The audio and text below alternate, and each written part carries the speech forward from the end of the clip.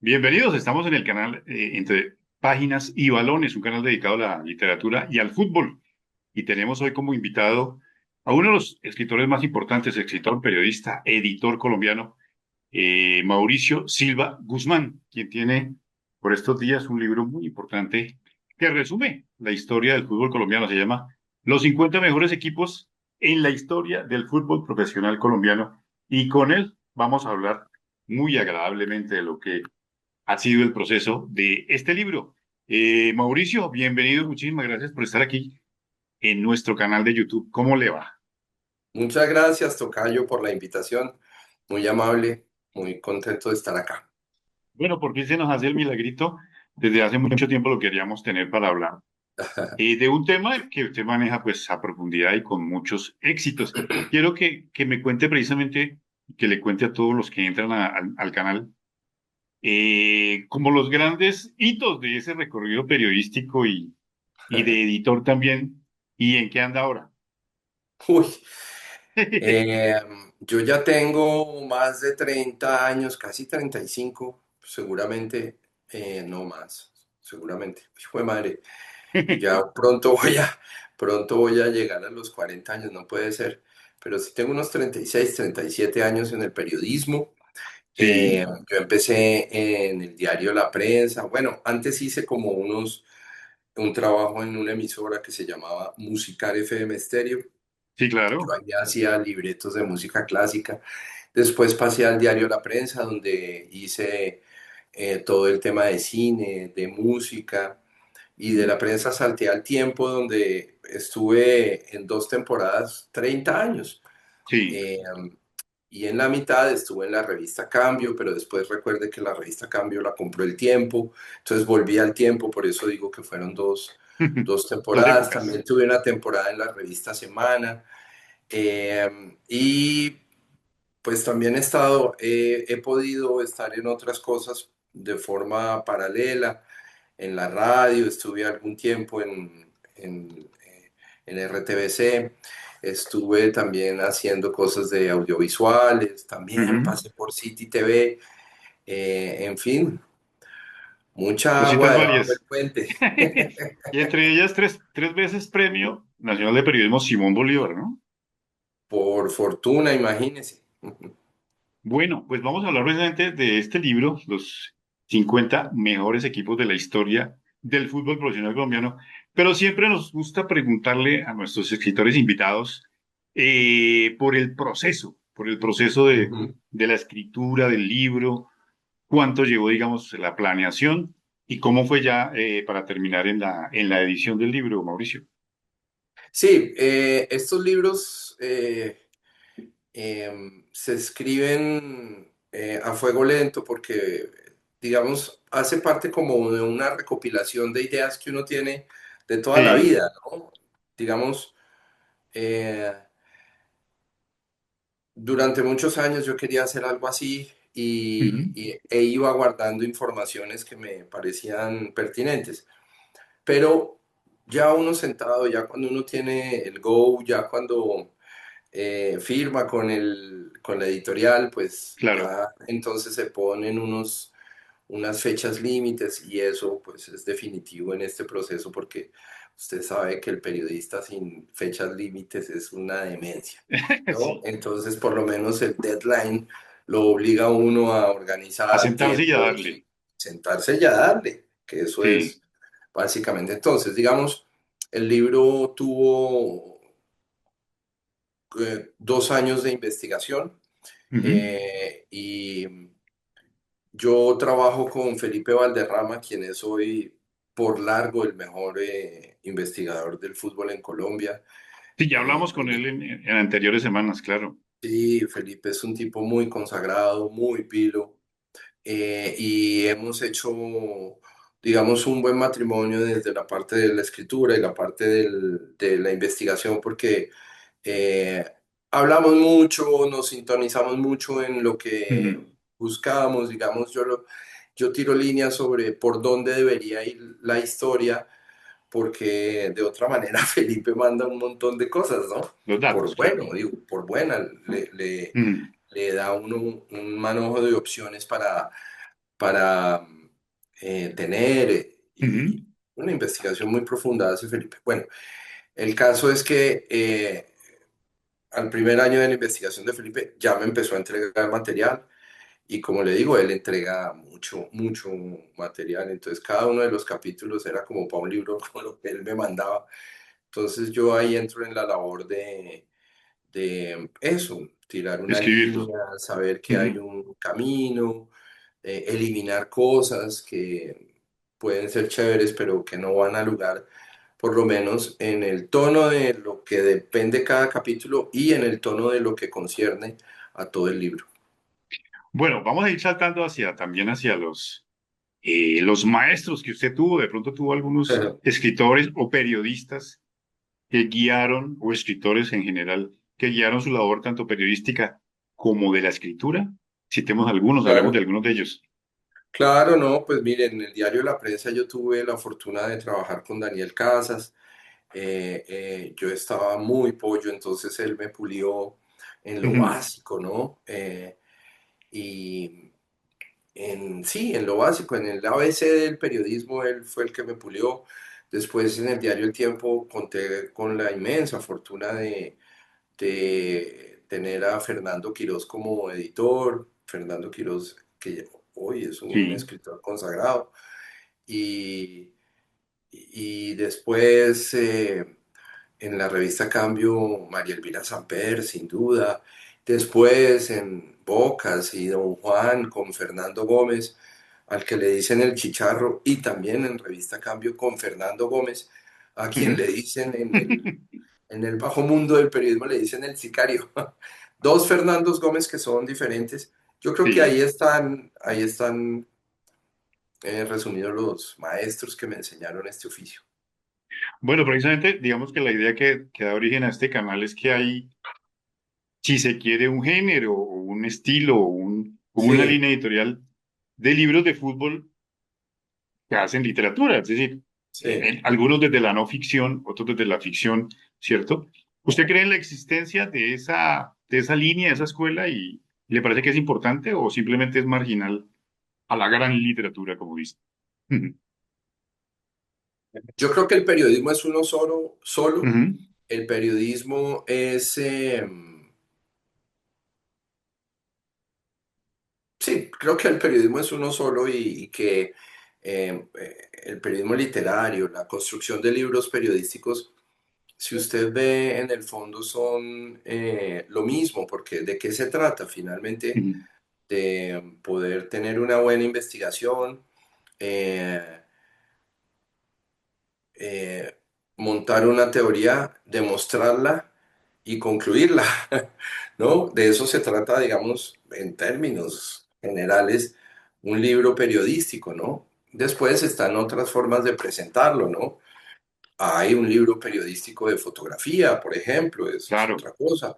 Hay otros libros que están más centrados en la crónica, que es mi caso. Otros que están más centrados en el perfil de un personaje. En fin, pero vuelvo y digo, en el fondo son todos, porque si usted pone a un político, a un atleta o a un científico, el proceso en mi caso es lo mismo, ¿no? es el mismo. Yo edité por algo más de 13 años la revista Bocas donde hacíamos y hacen todavía enormes entrevistas, Sí, muy entrevistas buenas, descomunales claro, a la gente y yo insistí mucho en ese género porque me parece que es un género pues que estaba olvidado y que valía la pena rescatarlo. Y ahí me di cuenta y entendí que finalmente la técnica y el propósito de la entrevista como formato y como género periodístico es uno solo, porque se claro. puede sentar el político, el Ujú. científico, el futbolista o el ciclista y hay que hacer exactamente lo mismo, ¿no? Que es básicamente una buena investigación. Yo he concluido que esto no tiene sentido si no hay investigación. Si usted no le entrega muy buenos datos al lector, está liquidado. Está liquidado, exactamente. Bueno, volvamos al libro. Estamos con los 50 mejores equipos de la historia del fútbol profesional colombiano, Mauricio Silva Guzmán. Ujú. La pregunta es, Mauricio, ¿por qué deciden precisamente consultar a periodistas muy famosos de amplia trayectoria para la selección o la preselección? Usted nos va a contar cómo fue ese proceso, pero se apoyan en ese tipo de Claro, autoridades, pues desde Hernán Peláez, Iván Mejía, Carlos Antonio Vélez, hasta jóvenes, pues, hasta Julián Capela creo que aparece por ahí. Entonces sí. cuéntenos cómo fue ese proceso y por qué pensaron en esos cronistas, en esos comentaristas.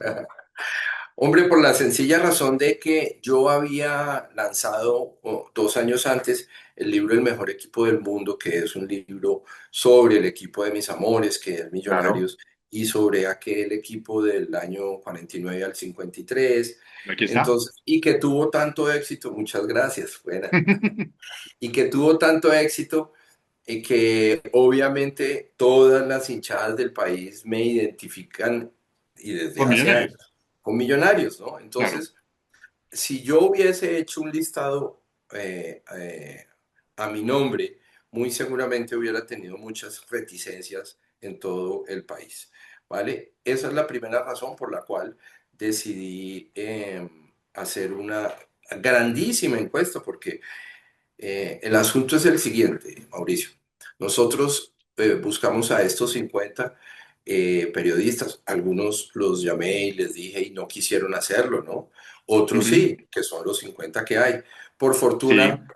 las leyendas del periodismo futbolero colombiano atendieron: Hernán Peláez, Iván Mejía Álvarez, Carlos Antonio Vélez y un Ujú. largo etcétera, hasta, como bien dice usted, la nueva generación, que uno de los mejores nombres que usted puede dar es Julián Capera, pero Julián después Capera, están los sí. de la mitad, que son Gabriel Melú, Orlando Asensio, Nicolás Samper, y también unos historiadores, porque para mí era muy importante tener historiadores del fútbol ahí, que son los que finalmente ven esto con una perspectiva mayor y más profunda, ¿vale? Claro. Y cada uno votó sus 50 equipos, tabulamos y el resultado es el libro.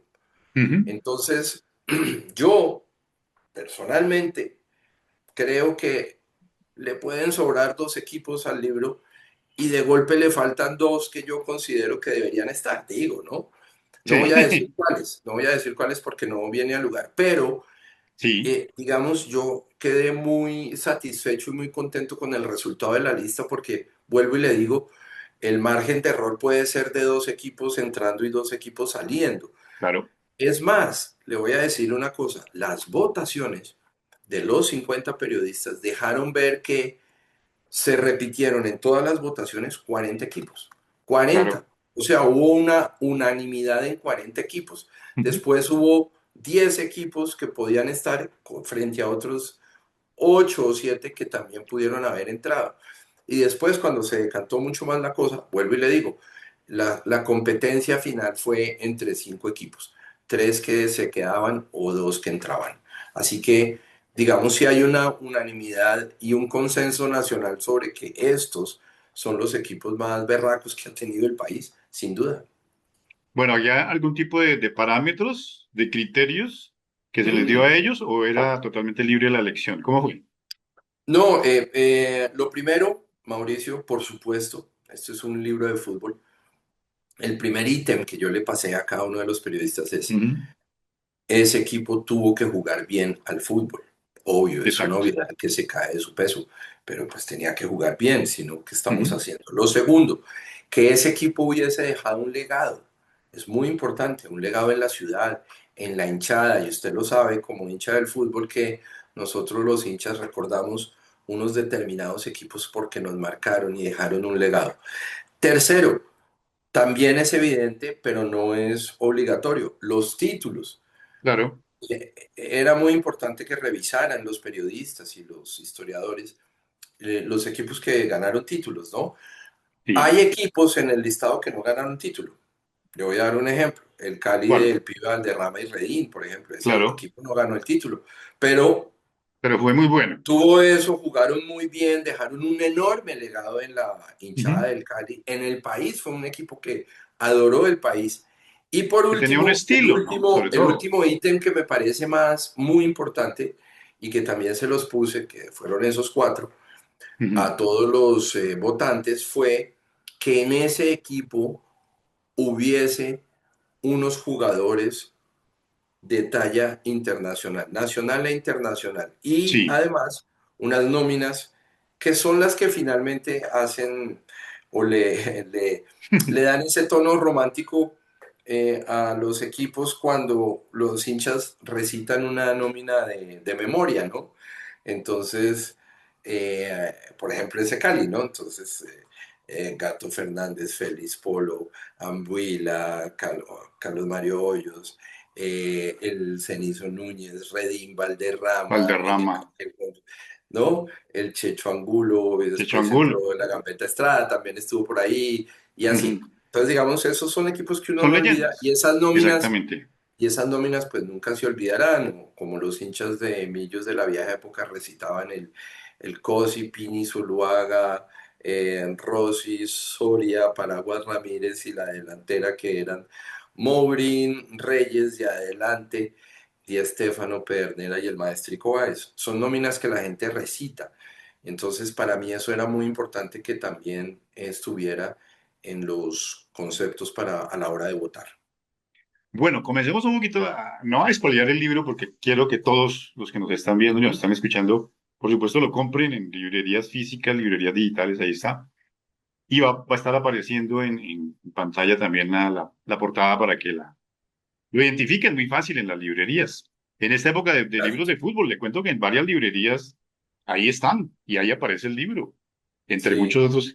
Pero ahí está el Le ha libro. ido Bueno, muy bien al libro, por fortuna, ha sí, tenido una buena vida, sí, digamos, se sigue y se sigue vendiendo porque gracias a ustedes, a mis colegas y la prensa, que he tenido tan buena prensa con este libro y con todos en general, eh, claro. y han dicho cosas muy chéveres de este libro porque pues son 461 páginas y con mucha información, mucha fotografía también, Sí, ¿no?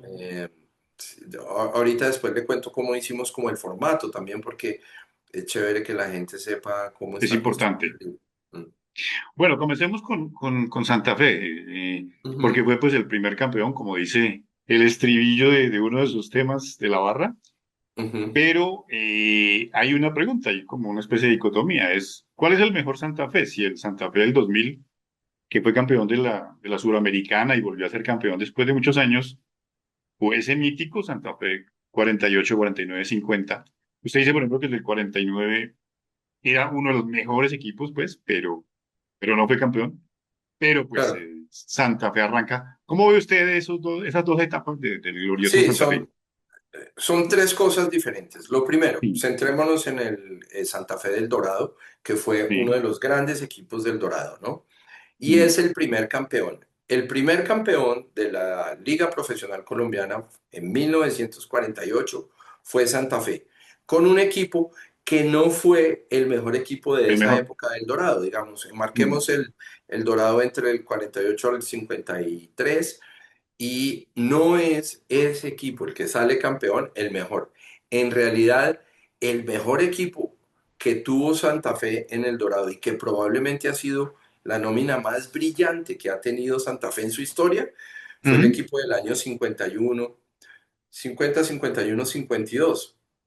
Con, de nuevo, volvamos a recitar las nóminas, Las nóminas. con una, digamos, la delantera de Santa Fe del Dorado de esa época tuvo los siguientes nombres. Mitten, que era británico. El Ujú. Pibe Real, que después juega con Di Stéfano en el Real Madrid y gana absolutamente todo, un mega crack. René Alejandro Pontoni, Con que Tony. era un tremendísimo crack, una de las grandes leyendas del fútbol argentino de toda su historia. Estaba Mario Fernández, el cañonero, sensacional, y en la punta derecha estaba otro británico que era Mumford. Entonces, decir esa nómina es hablar probablemente de la mejor delantera que ha tenido Santa Fe en su historia. Sin Sí. embargo, ahora sí vamos, ese es el punto 2, ahora vamos al punto 3. El punto 3 es que aquel Santa Fe del 2012 al 2017 es probablemente el mejor Santa Fe de la El historia. más exitoso, ¿no? Sí, porque lo mejor casi siempre va acompañado de títulos y es lo que siempre piden todos los hinchas. Y no se le olvide que entre esos años, del 12 al 17, Santa Ujú. Fe ganó 8 títulos, 8, 8 títulos. entre ellos la suramericana. Ujú. Entonces ahí hay una época dorada de Santa Fe que está eh, sí, está o que tiene en la figura de el Calvo Pérez al símbolo de esa El época. símbolo, Omar Pérez, claro que Mm. sí. Bueno, hablemos precisamente del equipo de nuestros amores, ¿cierto?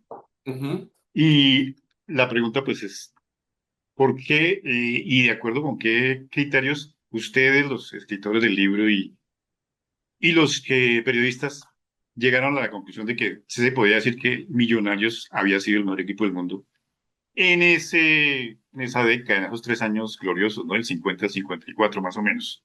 Sí. Porque, bueno, esa fue la premisa por la cual yo empecé a hacer ese libro. Ajá. Yo nací en una casa en que mi papá y mi tío vieron de jovencitos de 18, 19 años, 20 años a ese famoso equipo y siempre oí en mi casa que ese equipo había sido el mejor equipo del mundo. Por Ujú. eso puse ese título, ¿no? Porque me parecía que esa premisa había que demostrarla y la única manera de demostrarla era desde el periodismo. ¿Qué hicimos? Hacer la investigación día a día de esos años del 48 al 54, qué fue lo que sucedió y por qué fue que le dijeron que era el mejor equipo del mundo.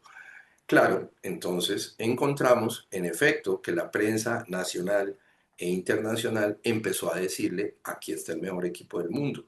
Y el Ballet Azul. ¿Cómo después se empieza a evaluar eso? Hay que recordarle a la gente que, como todavía aún hay alguien que siempre me escribe, sí, pero no ganaron la Libertadores ni Sí. ganaron la Intercontinental. La respuesta es muy sencilla. En esa época no había No había. Libertadores y no había Intercontinental. ¿Cómo se medían en esas épocas? Con los amistosos.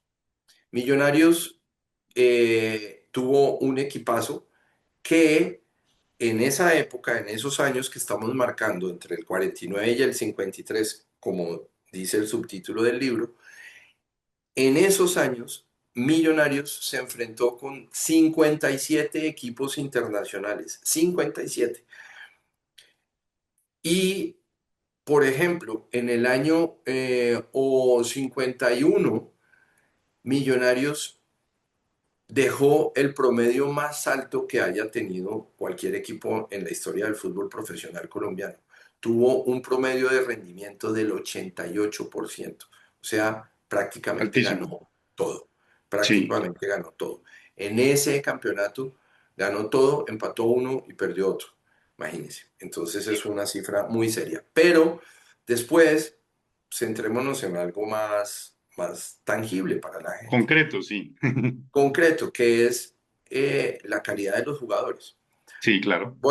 Armemos como la columna vertebral del equipo. Entonces, en la columna vertebral, si usted tiene al arquero que era Julio Cosi, el Cosí. arquero de la selección argentina del momento, campeón del suramericano del 47, que era la Copa América de entonces.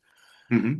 Es como pensar que hoy tuviéramos en el arco al Dibu Martínez, por decir, ¿no? Exacto. Sí, sí, Después, sí, así es. el 5 era el Pipo Rossi, que era incluso dicen que él se inventa ese puesto tal cual como lo conocemos hoy, ya no solo un tipo que pegaba, sino que armaba las Que primeras distribuía. jugadas, el que distribuía.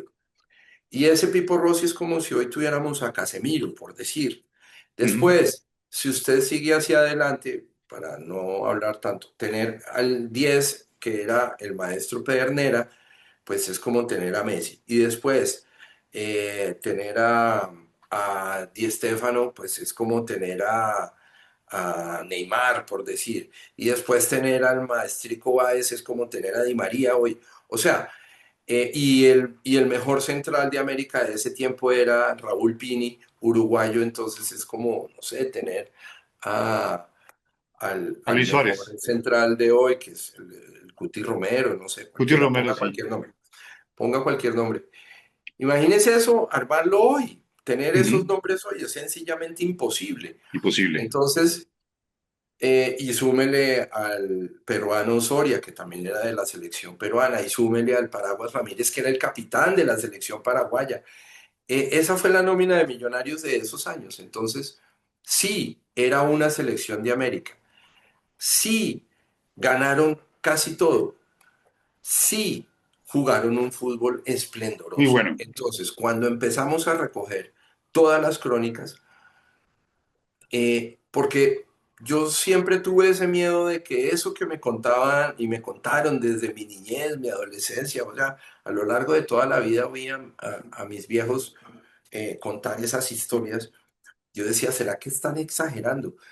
Cuando va usted a la prensa nacional, pues dice, sí, es que están diciendo exactamente lo mismo, Lo que son pasaba. llenos de adjetivos positivos, pero repleto, Ujú. ¿no?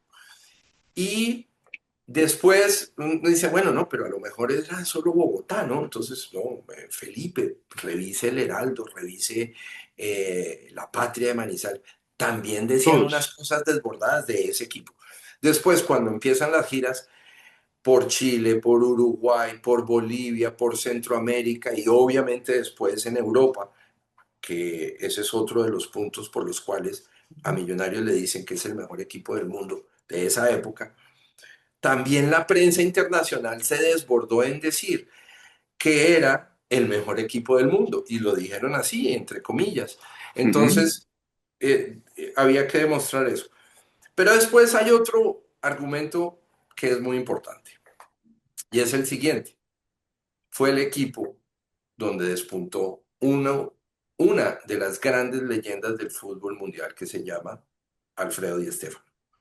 Alfredo Di Stéfano juega en Millonarios 3 años y medio. Marcó 161 goles con Millonarios.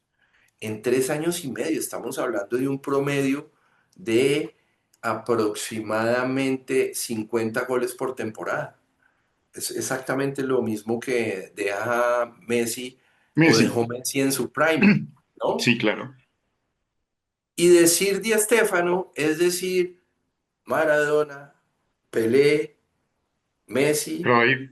y métale otro el que quiera. Pero Di Stéfano está entre los 5 más grandes de la historia. No lo digo yo, lo dicen todos los libros y todas las enciclopedias.